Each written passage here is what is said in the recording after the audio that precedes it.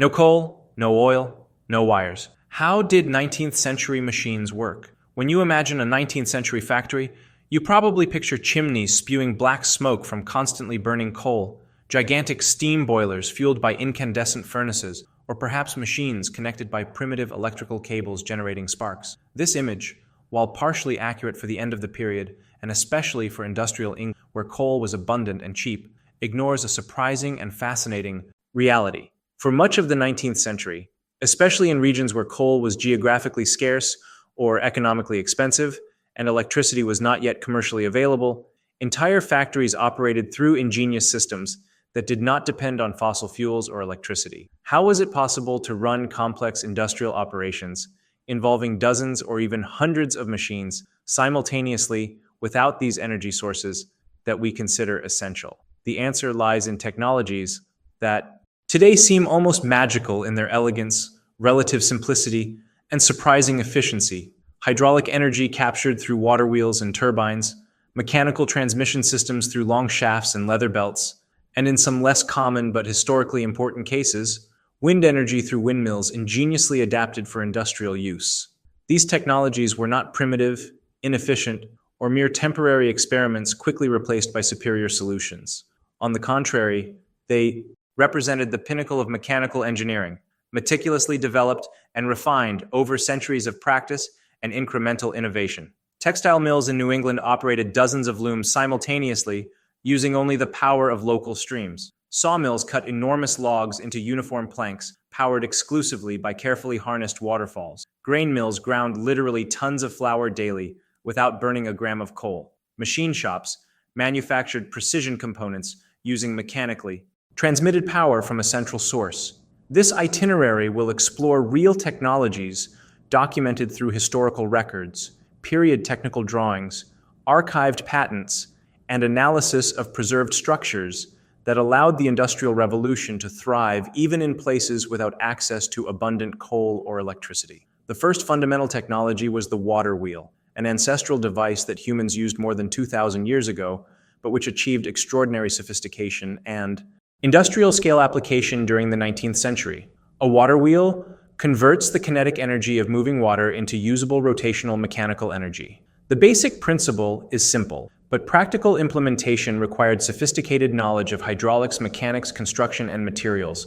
There were three main types, each suited to specific terrain conditions and water flow characteristics. The undershot wheel, or undershot wheel in technical terminology, was installed, partially submerged in a flowing watercourse, with water flowing horizontally underneath and pushing flat or slightly curved paddles installed on the underside of the wheel. This type was simpler to construct structurally and worked well in rivers with strong voluminous flow but little available vertical head. Typical efficiency was around 30%, meaning that only 1/3 of the total potential and kinetic energy of the moving water was converted into useful mechanical work at the shaft, but for the time and considering the simplicity of construction and maintenance, this was perfectly acceptable and economically viable. The overshot wheel represented a significant advance in energy efficiency and was considered state-of-the-art. Water was channeled through an elevated aqueduct, or inclined trough, to fall over the top of the wheel, filling enclosed compartments or specially designed buckets at the top of the wheel.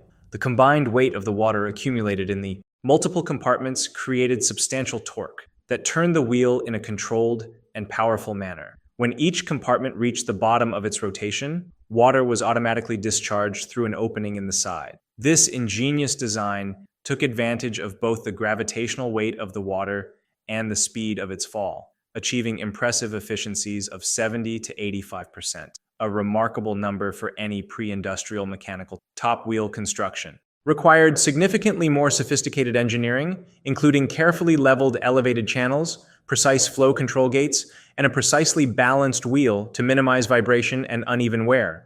But the substantial gain in energy efficiency fully justified the additional investment in many serious industrial applications. The breast-shot water wheel was a clever technical compromise between two earlier types. Water entered approximately at the level of the wheel's central axis at an intermediate height, combining the dynamic impact of horizontal flow with the gravitational benefit of water weight in partially enclosed compartments. Typical efficiency ranged between 45 and 65% depending on specific design and installation conditions. This type was particularly useful when the available vertical drop on site was not sufficient to justify the construction of a full top wheel, but was significantly greater than simple horizontal flow that would power a bottom wheel. Water wheel sizes varied enormously depending on the scale of industrial application and specific water resources available on site.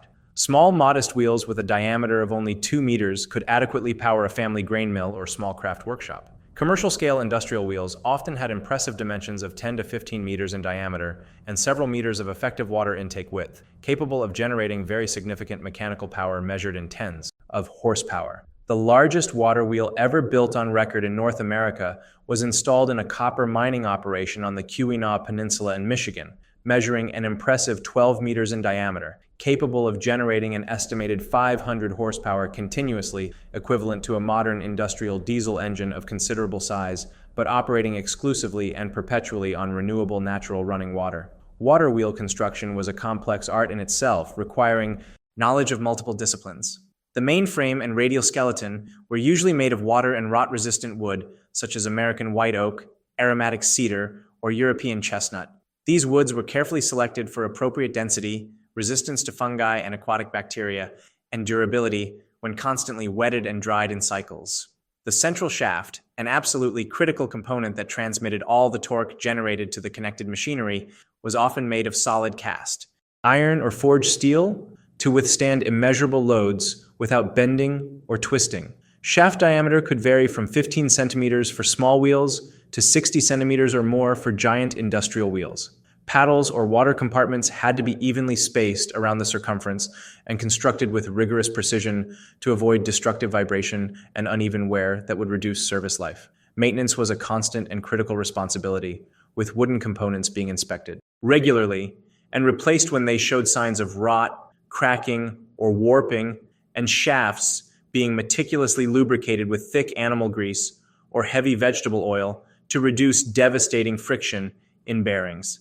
Strategic factory location was absolutely dictated by the availability and characteristics of suitable water resources on the terrain. Hydraulic engineers and surveyors studied regional topography in detail for months, measuring water flows in different seasons, precisely calculating available vertical drop, and assessing the consistency and reliability of resources over decades. Substantial dams were built across valleys, often using thousands of tons of stone, compacted earth, and timber to create artificial reservoirs that ensured consistent and controllable flow even during prolonged periods of summer drought. Elaborate diversion channels, technically known as mill races, carefully directed water from the dam to the water wheel, often winding hundreds of meters along. Contours of the terrain to take advantage of every possible meter of gravitational height difference. After passing through the wheel and transferring its energy, the water was gently returned to the natural river through a return channel called a tail race, allowing it to continue its downstream course without excessive interference with the ecosystem. This complete and integrated water management system was a true feat of civil engineering that required a deep understanding of principles of hydraulics, fluid mechanics, material behavior, and construction techniques. If this engineering fascinates you, leave a like now, subscribe to the channel, and activate the bell to receive more content about historical technologies. If you want to help maintain this work, bringing engineering history with real facts, click the Hypar button. Your support makes a difference. Now let's explore how energy was transmitted throughout the entire factory. Shaft line system, distributing energy. Mechanically, the second absolutely crucial technology was the shaft line system, also known technically as a shafting system in engineering literature, which distributed rotational mechanical energy from the central water wheel, or occasionally steam engine, to literally all the individual machines spread throughout the factory. This system is particularly fascinating because it solved a fundamental engineering problem that seems simple superficially, but is extremely complex in practice.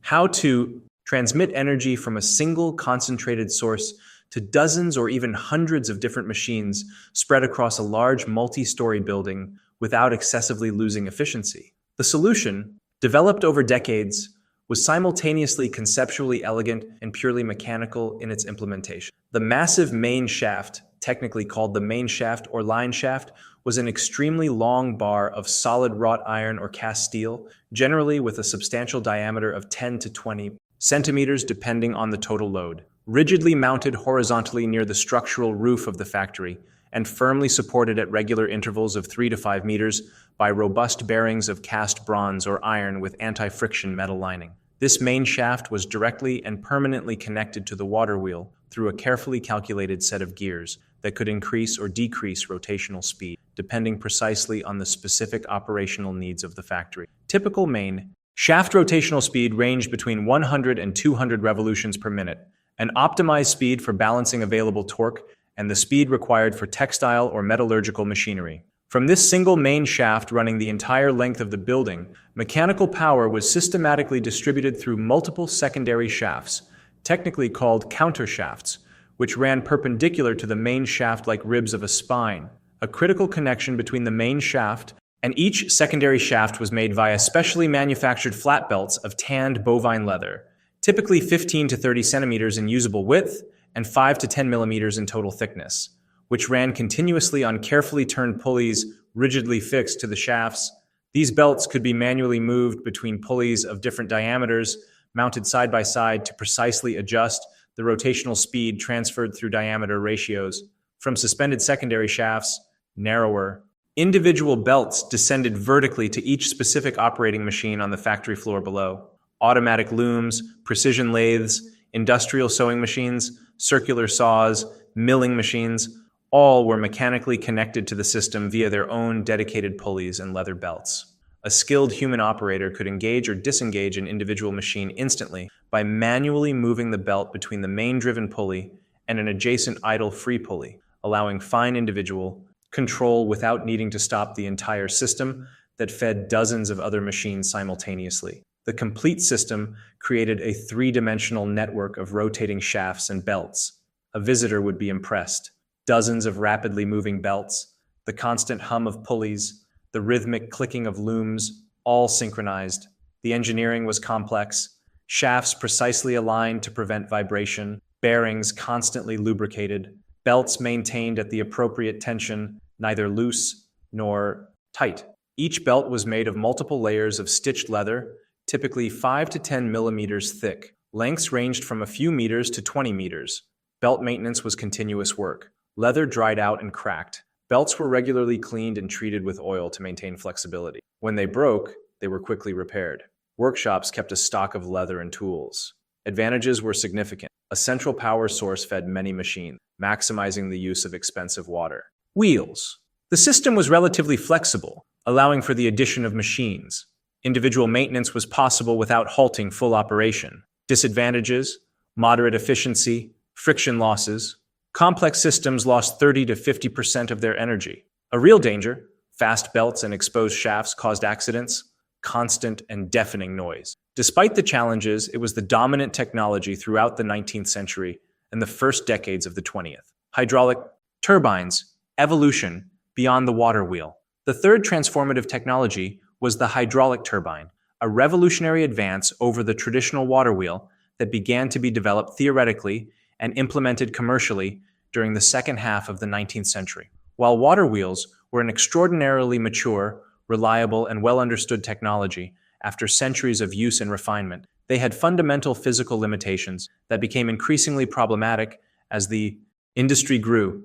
They occupied considerable bulky space, operated best at relatively low rotational speeds that limited applications, and efficiency declined dramatically when water flow varied significantly from nominal design conditions. Modern hydraulic turbines elegantly resolved these irritating limitations through radically different design, based rigorously on scientifically sophisticated fluid mechanics principles derived from theoretical and experimental research. A hydraulic turbine essentially directs water through a carefully arranged series of precisely curved, aerodynamically precise blades, meticulously designed through mathematical calculations to extract the maximum possible amount of energy from the flow with minimal losses due to turbulence or leakage. Several distinct types of turbines were developed during this fertile period of innovation. The reaction turbine, or Francis turbine, brilliantly developed by American hydraulic engineer James Buchanan Francis, working in Lowell, Massachusetts in the revolutionary 1840s, became particularly commercially successful and widely adopted internationally. Pressurized water entered the turbine radially from all directions simultaneously in a full ring, passed through stationary fixed blades, technically called guide vanes, or wicket gates, that directed flow precisely at the calculated hydrodynamically optimal angle, and then energetically interacted with moving blades of the inner rotor that extracted rotational, mechanical energy. Spent water exited axially through the central bottom. Ingenious compact design allowed the turbine to operate completely submerged in water, protected from external atmospheric elements and saving precious installation space. Remarkable efficiencies consistently reached 90% or more under appropriate conditions. Performance far superior to any traditional water wheel, even the best designed. The Pelton turbine, developed through persistent experimentation by self-taught carpenter Lester Allen Pelton working in California's gold fields during the intensely innovative 1870s, was specifically designed for unique geographical situations with high available gravitational head but relatively small volume flow.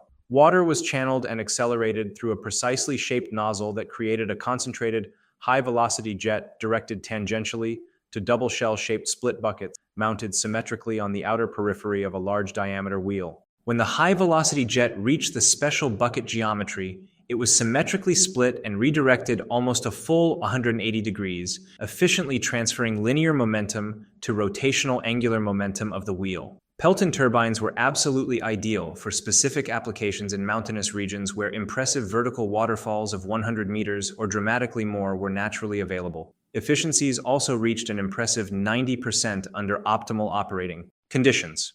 The Kaplan turbine, based on late 19th century concepts, was for high flow with low head.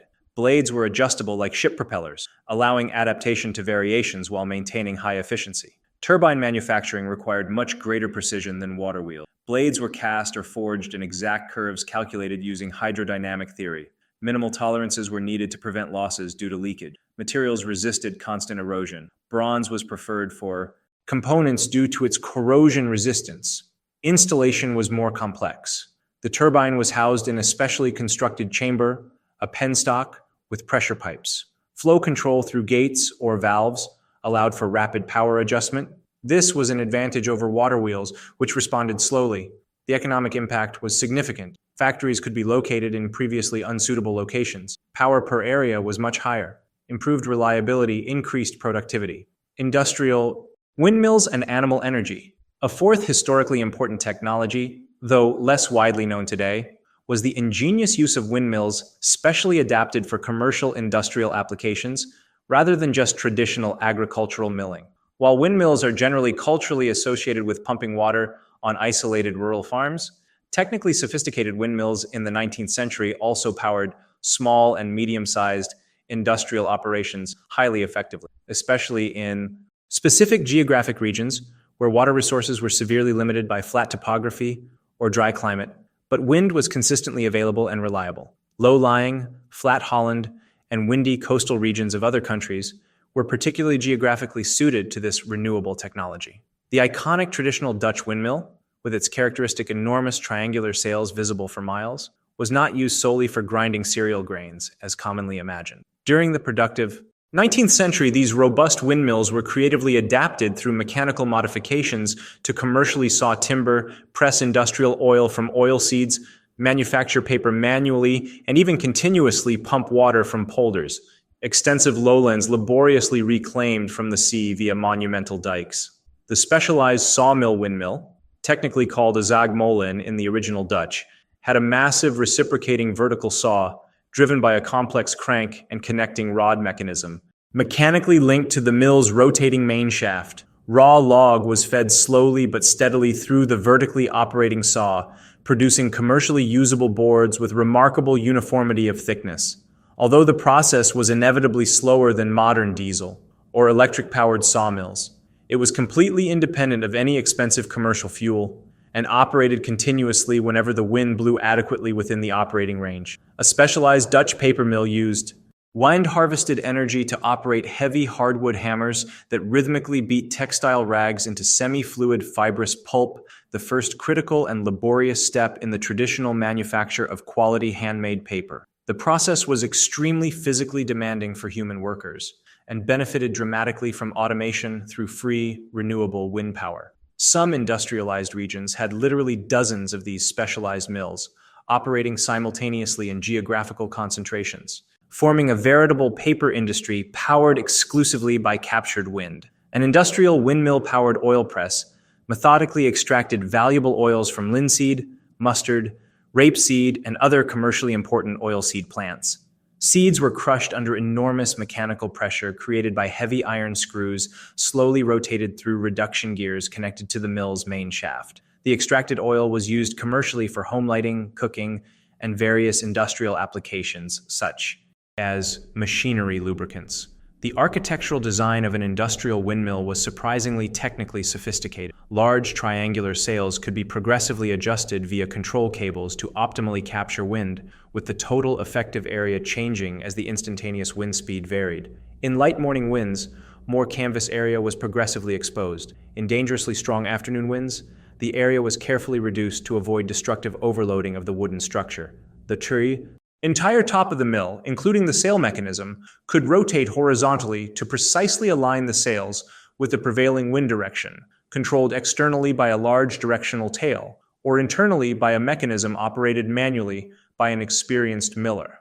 A fifth complementary technology was animal power, as a practical alternative or complement. Horse-powered machinery was extremely common on farms and in small, scattered industrial operations. A typical system consisted of a capstan, or circular sweep platform, where one or more horses patiently walked in a circle, connected to a radial arm. Horizontal circular motion was ingeniously converted into vertical shaft rotation via bevel gears, and then transmitted to machinery via belts and secondary shafts. A single horse walking steadily in a circle with a 5-meter radius at its natural walking speed could continuously generate half a horsepower of mechanical power, enough to operate a grain threshing machine, deep water pump, or small mill for hours. The treadmill was a variation where the animal walked inside a large wheel. Weight causing the wheel to rotate created torque. Direct human power also played a role. The foot lathe, where the craftsman operated the flywheel with his foot while working the piece with his hands, was another example. The sewing machine was originally operated by a pedal. Although limited, the use of animal and human power had advantages. It was always available, did not depend on natural conditions, and could be applied flexibly. Storage, regulation, and complex transmissions.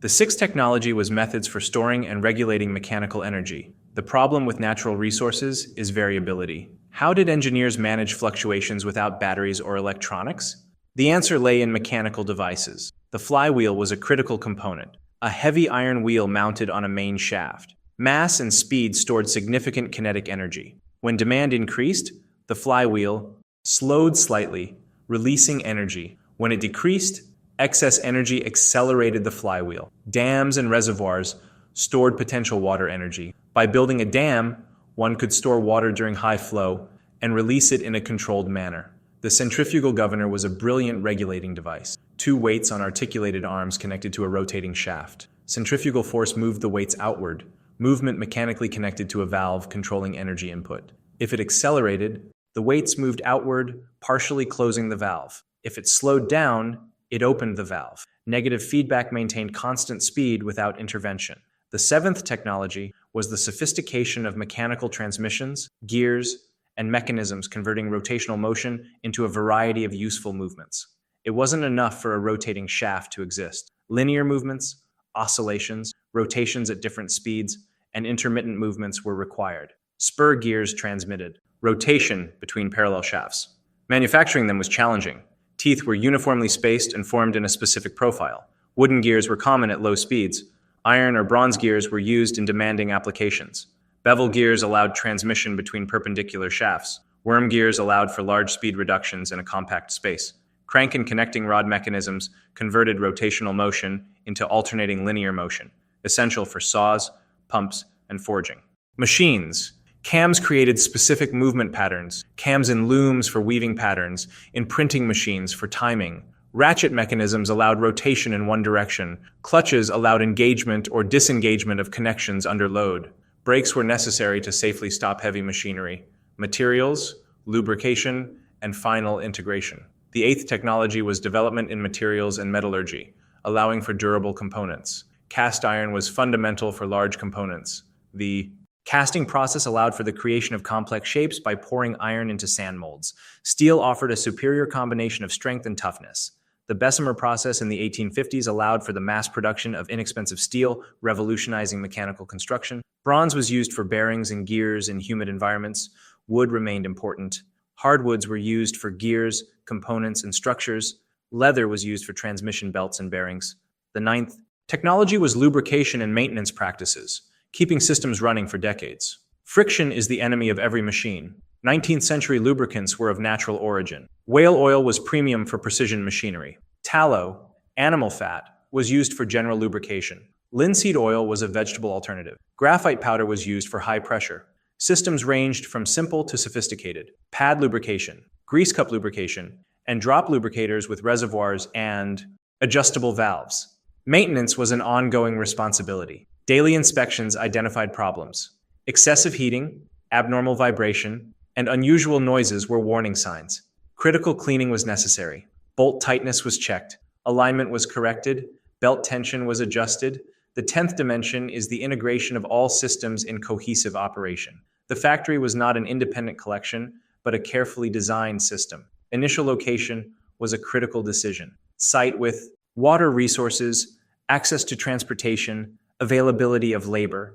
Building layout designed around power transmission. Operation control required coordination. Starting up the factory involved a sequence. Gates opened gradually. The system accelerated slowly. Machines engaged sequentially. Total efficiency of 20 to 40% of initial potential energy made useful work. It seems low, but it was economical because the energy source was free and renewable. The legacy of 19th century mechanical engineering is visible to this day. Historic buildings converted to other uses still show characteristics. Multiple floors with high ceilings, large windows, robust construction. Understanding these technologies offers perspective on human inventiveness. It demonstrates that industrialization did not depend entirely on fossil fuels or electricity. Mechanical systems based on renewable resources fueled the first phase of the Industrial Revolution and left a lasting legacy. If this exploration of mechanical engineering fascinated you, please like this video to support documentation of technical history. Subscribe for more content about technologies that shaped our world. Click on the video appearing on the screen to continue learning. Thank you for taking the time to understand how our ancestors solved challenges with remarkable ingenuity. See you in the next video.